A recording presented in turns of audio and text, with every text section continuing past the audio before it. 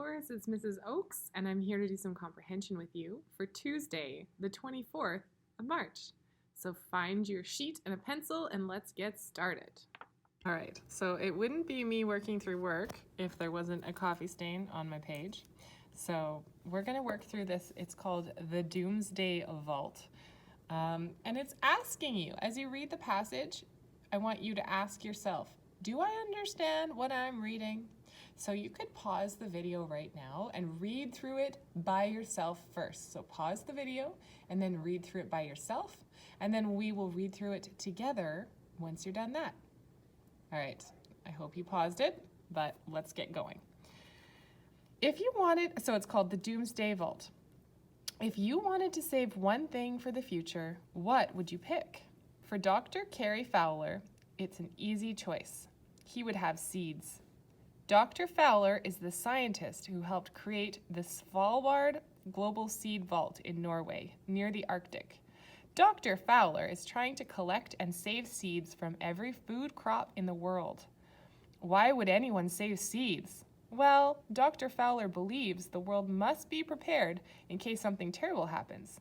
Some disasters, whether they are natural or caused by people, could destroy crops around the world. People wouldn't have food and they might not be able to grow it. Dr. Fowler believes we must protect seeds today so we can grow crops in the future. Today, the Seed Vault has over 400,000 different types of seeds. Dr. Fowler hopes to one day have over 1 million types of seeds. He's asking countries around the world to deposit seeds into the vault so that the seeds can be withdrawn when we need them. All right, so that's our passage for today. Now, was there anything you read about the Seed Vault or Dr. Fowler that you did not understand? So you could write down a question that you had while you were reading. So maybe, it didn't really elaborate for, maybe I would ask, why is the vault near the Arctic? That's a question I have, because it seems like they made the point that it is near the Arctic, right? But they didn't explain why. So why is the vault near the Arctic?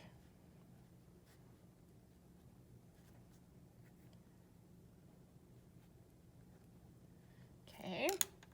Now, this is actually a really good topic if you wanted to do some learning about it. There's lots of good learning out there about the Seed Vault, because it is actually pretty cool, and you could search up on the internet, you could find a picture of the Seed Vault and maybe get a better idea of what it looks like in your mind. But for now, we're going to go through the questions, and I will leave you on your own later to maybe do some research if you still have questions and you're still interested.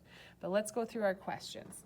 So, what is the passage mostly about? So when we're reading, it's called the Doomsday Vault, but it's actually the Seed Vault. So the passage is mostly about a seed vault. What is a vault? I'm wondering, I should have probably talked to you guys about that. So maybe one of your questions is, what is a vault?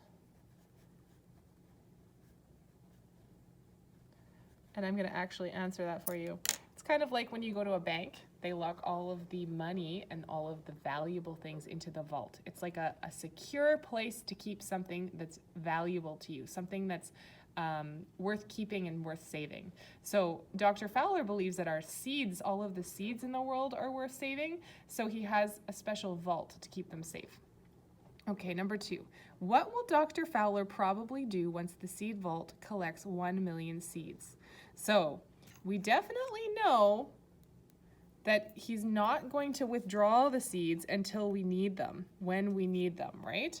So it's probably not going to be he will plant the seeds, because these are our options. A, he will plant the seeds? No, I don't think so. B, he will keep working to save crops? Maybe. C, he will close the vault? Now, think about science and scientists.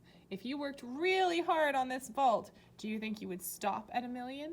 Or maybe you would keep going? So I don't know if he'd close the vault. Or D, he will move to Norway. Now, maybe Dr. Fowler would move to Norway, but there's nothing in our reading here that suggests that's his plan. Okay, so Dr. Fowler, we do know what he hopes.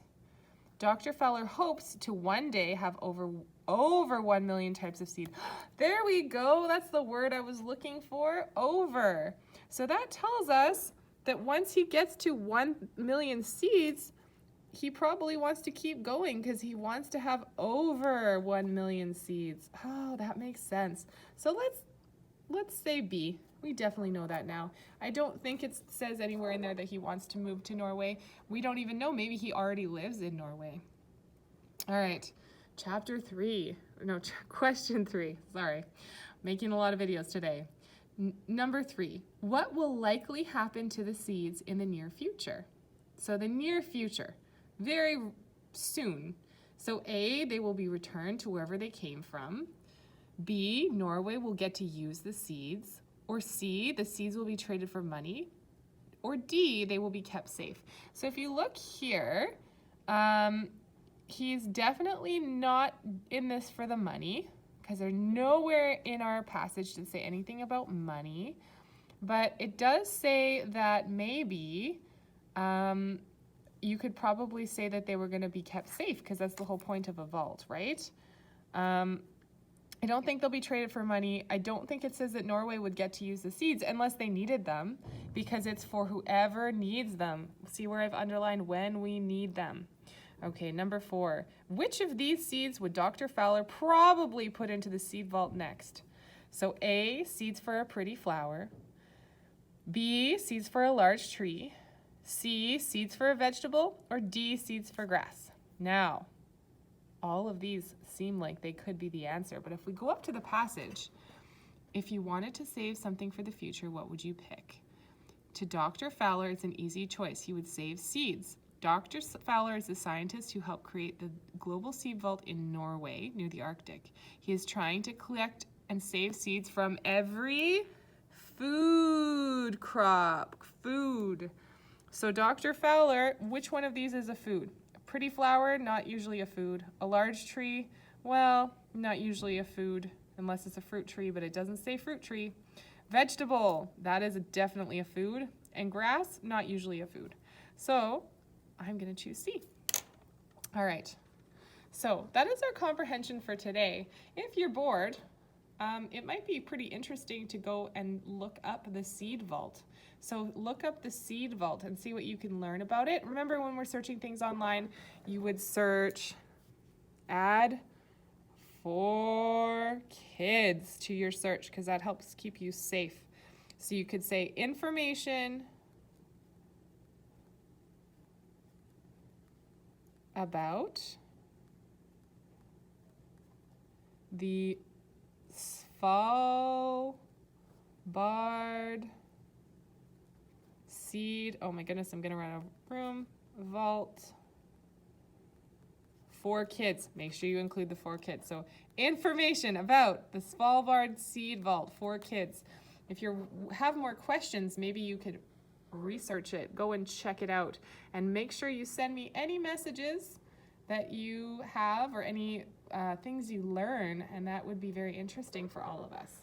All right, I hope you had enjoyed this comprehension time together, and I hope you have a wonderful rest of your day. I'll see you tomorrow.